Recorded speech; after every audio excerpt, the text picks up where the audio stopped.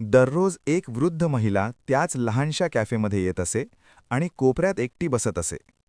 एका वेट्रेसने तिचं दुःख ओळखलं आणि त्या एका छोट्या कृतीने दोघांचं आयुष्य बदलून टाकलं. ती वृद्ध महिला फक्त चहा मागवत असे आणि तासनतास शांत बसून राहायची.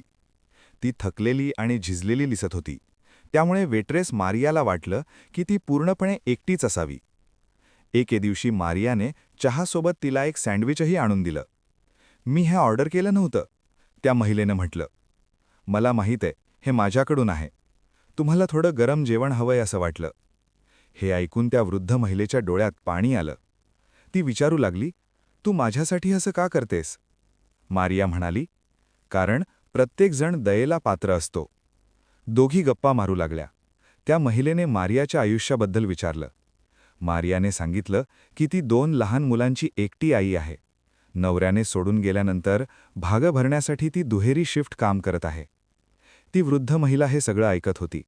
तिच्या डोळ्यात खोल दुःख दिसत होतं. मारिया ती शिफ्ट संपत आली तेव्हा तिला जाणवलं की ती महिला खूप अस्वस्थ आहे. मारियाने विचारलं, "आज रात्री तुमच्याकडे राहण्यासाठी कुठे जागा आहे का? हवं असेल तर तुम्ही माझ्या घरी येऊ शकता." ती महिला आश्चर्यचकित झाली. "तू एका अनोळखी व्यक्तीला घरी बोलवशील?" मारिया हसून म्हणाली, "आता तुम्ही अनोळखी राहिलेल्या नाहीत."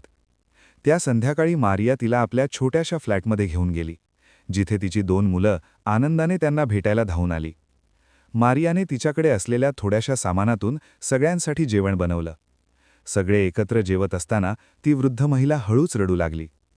"तुझ्याकडे जवळजवळ काहीच नाही, तरी तू सगळं वाटून घेतेस," ती म्हणाली. "तुला मी कोण आहे हेही माहीत नाही." पुढच्या सकाळी ती महिला म्हणाली, "आता मला तुझी माझ्या घरी भेट हवी आहे." मारिया तयार झाली आणि त्या दोघी एका आलिशान परिसरातील प्रचंड इस्टेटवर पोहोचल्या. "मी इथे राहते," ती महिला म्हणाली. "मी गरीब नाही. मी $50 मिलियन विधवा आहे. पण माझी मुलं फक्त पैशांसाठीच फोन करतात. मी पूर्णपणे एकटी पडले आहे."